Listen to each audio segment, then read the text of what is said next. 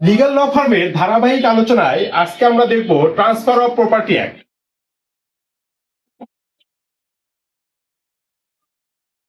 খুব সহজ এবং খুব পেঁচানো একটি আইন। সম্পত্তি হস্তান্তর আইন একটি দেওয়ানি প্রকৃতির আইন। আর দেওয়ানি প্রকৃতির আইন মানে কি আছে? এখানে কোনো শাস্তি নেই, এখানে কি আছে? অধিকার আছে। আর যেখানে অধিকারের প্রশ্ন থাকে সেখানে আমাদের মাথায় পেঁচ বেশি থাকে। কিভাবে সম্পত্তি কি করা যায়, একজনের থেকে সম্পত্তি আরেকজন কিভাবে নিবে, কোন ক্যাটাগরিতে নিবে, কেন নিবে, এই বিস্তারিত যত প্যাচ আছে, অর্থাৎ আমাদের সিভিল মাইন্ডের যত রকমের পেঁচানো বুদ্ধি আছে তার একটা কি বলবো যে একটা উপস্থাপন তার শুধু এখানে দেওয়া আছে। তো ট্রান্সফার অফ প্রপার্টি অ্যাক্ট বোঝার আগে আমরা আগে চিন্তা করবো যে কি ট্রান্সফার মানে কি আর প্রপার্টি মানে কি। তার মানে কি হস্তান্তর মানে কি এবং সম্পত্তি মানে কি, এটির ব্যাখ্যাটা আমরা দেখবো। তার আগে এই ট্রান্সফার অফ প্রপার্টি অ্যাক্ট সম্পূর্ণ আইনটাকে আমরা একটি ফ্রেমে এখন দেখব। কিভাবে দেখেন, ট্রান্সফার অফ প্রপার্টি অ্যাক্টকে আমরা কি করব, তিনটি ভাগে ভাগ করব বোঝার জন্য। তার মানে কি আমরা কেন এভাবে বুঝবো, কারণটা হচ্ছে সম্পূর্ণ আইনটাতে কোথায় কি উল্লেখ করা আছে সেটি আমরা দেখব। তারপরে যে পয়েন্টগুলোকে আমরা বেশি গুরুত্ব দিব সেই পয়েন্টগুলোকে আমরা কি করব, আগে বোঝার চেষ্টা করব। তো আমরা তিনটি ভাগ করব। প্রথম ভাগটার নাম আমরা দিব কি, প্রারম্ভিক। দ্বিতীয় ভাগটার নাম আমরা দিব হচ্ছে নীতিমালা। এই ভাগগুলো কিন্তু আমাদের দাও, এমন না যেটা আইনে লেখা আছে তা কিন্তু না। তৃতীয় ভাগটার নাম আমরা দিব কি, স্পেশাল হস্তান্তর। স্পেশাল হস্তান্তর। এই তিনটি ভাগে আমরা এবার সম্পূর্ণ ট্রান্সফার অফ প্রপার্টি অ্যাক্টকে আমরা সাজাবো। এটি সাজানোর আগে একদম কমন বা বেসিক জিনিস আমরা সবাই জানি, সেটি হচ্ছে কি, এটি 1882 সালের আইন। এখানে ধারা আছে 137টি, অধ্যায় আছে কয়টি, 8টি। এটি হচ্ছে বেসিক, সবাই জানে। তো আমরা এখানে 1 থেকে 4 ধারা পর্যন্ত আলোচনা করব।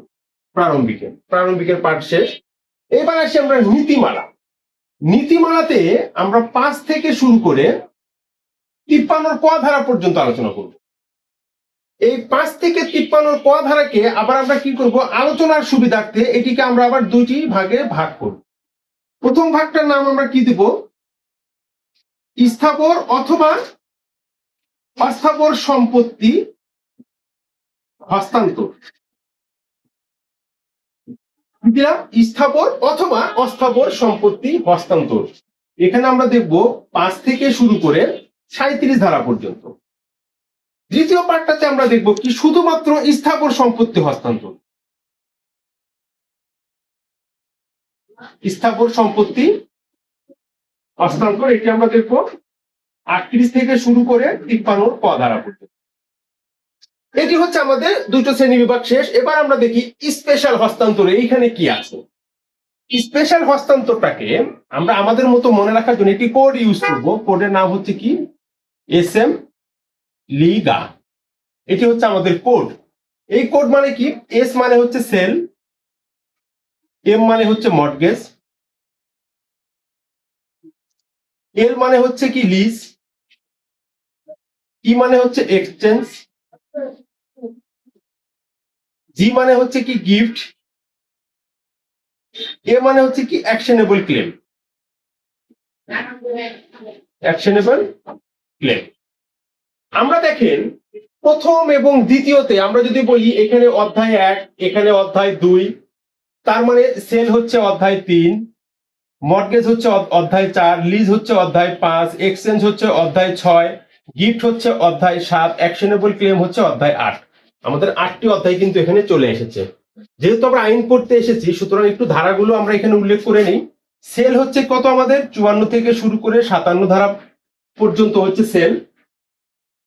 তারপরে মর্টগেজ হচ্ছে কি 58 থেকে শুরু করে 104, 105 থেকে শুরু করে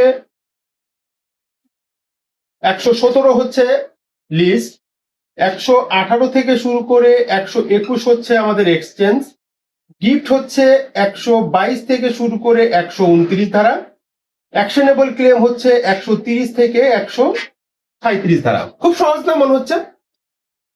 আমি এইভাবে সবাইকে মুখস্থ করার কথা বলি না, এটিকে আমরা দিলাম এই জন্যে যে পুরো আইনটাতে কি আছে আপনারা আগে নিজের মতো করে আগে বুঝে নেন বা বোঝার চেষ্টা করেন। যে পুরো একটা গ্রাফ দেওয়া আছে, আমাদের কি দেওয়া আছে এখানে, আমরা ধরে নিই যে এটাই হচ্ছে আমাদের আমাদের কি বলবো যে একটা অর্গানোগ্রাম বলেন, ড্যামো বলেন বা গুগল ম্যাপ বলেন, এখানে এটা হচ্ছে পুরোটা হচ্ছে আমাদের ম্যাপ। কিসের ম্যাপ এটা? সম্পত্তি হস্তান্তর আইনের পুরোটা ম্যাপ। এই ম্যাপের কোন কোন জায়গায় কি কি সমস্যা হতে পারে সেটি আমরা এখন দেখাবো। সমস্যাটা শুরু হবে এই যে এখান থেকে। কারণটা কি, এই শ্রেণীবিভাগটার আমরা নাম দিয়েছি কি নীতিমালা। যেখানে নীতি থাকবে ওইখানেই ভেজাল থাকবে, ওইখানেই সমস্যা হবে। নীতি বুঝতে আমাদের সমস্যা হয়, কারণ আমরা তো একটুতে নীতি ভ্রষ্ট হয়ে যাই, যার ফলে কিন্তু এই আইনটি এসেছে। সুতরাং নীতি ভ্রষ্টাদেরকে নীতির মধ্যে আনার জন্য এই নীতিমালার শ্রেণী বিভাগ এইখান থেকে শুরু হয়ে যাবে আমাদের প্যাচ। তো এইখানে অনেক ডক্টরিন পাবো, ধারা 16। আচ্ছা, যখন আমরা ডক্টরিন পড়বো তখন এগুলো নিয়ে আমরা আলোচনা করব। বিভিন্ন ধরনের ডক্টরিন আমরা এখানে পাবো। কেন ডক্টরিন পাবো? কারণ এই যে স্পেশাল হস্তান্তরে এখানে যে শ্রেণী বিভাগটা দেওয়া আছে এটির সঙ্গে এটি আবার সামঞ্জস্যপূর্ণ। তার মানে এই নীতিমালাটা কিসের জন্য? এই নীতিমালাটা হচ্ছে আমাদের যে স্পেশাল হস্তান্তর যেটা আছে এটিকে বাস্তবায়িত করার জন্য। তার মানে হচ্ছে কি, স্পেশাল হস্তান্তরের এই সবগুলো হস্তান্তর প্রক্রিয়াকে যদি আমরা বাস্তবায়িত করতে চাই তাহলে আমাদের এই নীতিমালাগুলোকে অনুসরণ করতে হবে। তার মানে ভেজালটা কোথা থেকে শুরু হবে আমাদের বোঝার জন্য আমরা এই স্থাবর এবং অস্থাবর সম্পত্তি হস্তান্তর থেকে শুরু করবে। তারপরে স্থাবর সম্পত্তি হস্তান্তরে এখানেও কিছু নীতিমালা আছে, এবং সর্বোপরি এই নীতিমালা বা এই নিয়ম কানুন যখন আমরা জেনে যাব ঠিক তারপরে আমরা আলোচনা শুরু করব আমাদের সম্পত্তি স্পেশাল হস্তান্তরে। যেটি বলা আছে সেল মানে হচ্ছে বিক্রয়, মর্টগেজ মানে আমরা জানি বন্ধক বা রেহেন, লিজ মানে কি ভাড়া যেটি বলতে পারেন, তারপরে এক্সচেঞ্জ মানে কি বিনিময়, গিফট মানে কি দান, অ্যাকশনেবল ক্লেম মানে। এই যে আমরা এই যে শ্রেণী বিভাগটা যেটি করলাম এই কোড নাম্বারটা সবাই একটু মনে রাখবেন, এস এম লিগা। এস এম লিগা অনেক সময় এটি মুখস্থ করার কোনো দরকার নাই, আপনারা শুধু এই কোড নাম্বারটা মনে রাখবেন, এস এম লিগা। এটি হচ্ছে আপনারা আমরা যখনই যে অধ্যায়টা নিয়ে আলোচনা করব বা যে ধারাটার কথা বলবো বলা মাত্র যেন আপনারা বুঝতে পারেন যে এটি কোন ধারা। সাপোজ কথার কথা আমরা যদি বলি 92 ধারা কোন জায়গায় আছে, তাহলে যেন আপনাদের মাথায় চলে আসে মর্টগেজ। মর্টগেজ নিয়ে আসলে সবচেয়ে বেশি জটিলতায় আমরা পড়বো হলো মর্টগেজটা নিয়ে। এই 58 থেকে শুরু করে 104 ধারা পর্যন্ত যা আছে, পাশাপাশি হচ্ছে এই 3 থেকে 37 কিছু আছে এখানেও আছে, আসলে সব কিন্তু মর্টগেজটা হচ্ছে মোস্ট ইম্পর্টেন্ট। আর যারা শুধুমাত্র পরীক্ষা পাশের জন্য পড়তে চান তাদের আসলে বলে দিই যে মর্টগেজটা ভালো করে পড়বেন, কারণ এইখান থেকে দুটা প্রশ্ন আপনারা প্রতি বছর কমন পাবেনই। 19-20 করে দেয়, কিন্তু মর্টগেজ থেকে দুটা প্রশ্ন দেয়, আর 3টা প্রশ্ন আপনাদের লিখতে হয় বুদ্ধিভিত্তিক সম্পত্তি আইন থেকে। মানে মর্টগেজটাকে যদি শক্ত করে ধরেন তাও আপনি পরীক্ষা পাশ করতে পারবেন যারা শর্টকাট চিন্তা ভাবনা নিয়ে থাকেন। আচ্ছা, এখন আমরা দেখবো সম্পত্তি মানে কি এবং হস্তান্তর মানে কি। আমরা কিন্তু এবার চলে যাচ্ছি আস্তে আস্তে, আমরা একটু গভীরে যাব। যাওয়ার আগে আমরা কিছু বেসিক একটু জেনে নিব, সেটি হচ্ছে সম্পত্তি মানে কি আর হলো হস্তান্তর মানেটা কি। আমরা আগে দেখি হস্তান্তর কিভাবে হয়। হস্তান্তর মানে কি, একজনের হস্ত থেকে আরেকজনের হস্তে রূপান্তর। কি রূপান্তর হবে? সম্পত্তি রূপান্তর হবে। সম্পত্তি কি হয়ে যাবে? একজনের হাত থেকে আরেকজনের চলে যাবে। তো এটিকে আমরা দুইটি ভাগে ভাগ করব। একটি হচ্ছে কি অ্যাক্ট বাই লিভিং পারসন, আরেকটা কি দিব আমরা অ্যাক্ট বাই ল, অর্থাৎ আইনানুগ ভাবে। আরেকটা কি দিব জীবিত ব্যক্তি কর্মকাণ্ড বা কর্মের মাধ্যমে।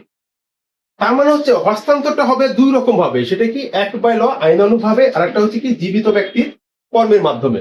এখন ঘটনা হচ্ছে এই যে দুটি ভাগে আমরা ভাগ করলাম, এটিকে বোঝার জন্য আমরা অ্যাক্ট বাই ল মানে কি আগে দেখে নিব, তারপরে আমরা এটি দেখব অ্যাক্ট বাই লিভিং পারসন বা জীবিত ব্যক্তি কর্মকাণ্ডে। এখন এই অ্যাক্ট বাই ল এটি মানে হচ্ছে সম্পত্তি, এখানে এর কিছু বৈশিষ্ট্য আছে, সেটা কি এখানে অটোমেটিক ট্রান্সফার হবে। এখানে আবার অটোমেটিক সিস্টেম চালু করা আছে, সেটা কি অ্যাক্ট বাই ল।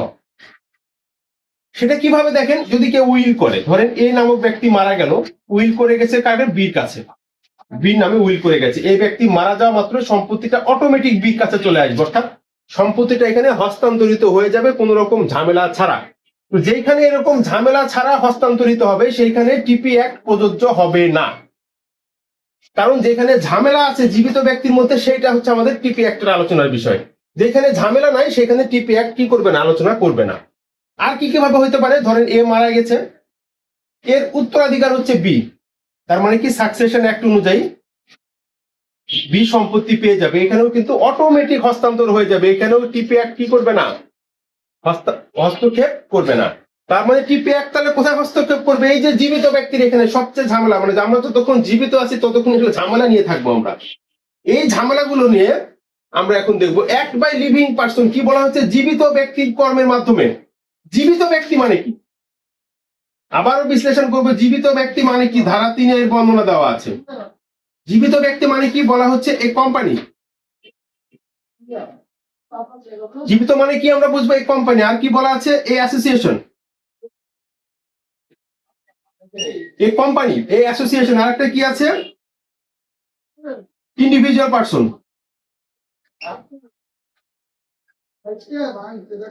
তার মানে জীবিত ব্যক্তি মানে আমরা এই তিনটা ক্যাটাগরি অবশ্যই অ্যাড করে নেব। আমরা কিন্তু আইন পড়তে এসেছি, আমাদের চিন্তা ভাবনাগুলো কি করতে হবে, আইনের শিক্ষার্থীর মতো হতে হবে।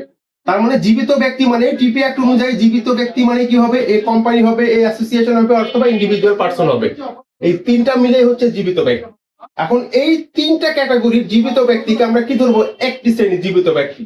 এরা কি কি কর্মকাণ্ডের মাধ্যমে সম্পত্তিগুলো হস্তান্তর করবে একটু কিন্তু আমরা দেখলাম, কি অ্যাসেম্বলিগা, তাই না? এই অ্যাসেম্বলিগা থেকে এই তিন শ্রেণী একত্রে জীবিত ব্যক্তি কোন কোন জায়গায় কোন ক্যাটাগরিতে সম্পত্তি হস্তান্তর করতে পারবে, সেটি হচ্ছে এই সম্পূর্ণ সম্পত্তি হস্তান্তর আইনের মুখ্য বিষয়। আমরা এরপরে দ্বিতীয় ভিডিওতে আরো বিস্তারিত আলোচনায় যাব। আজকে এই পর্যন্তই।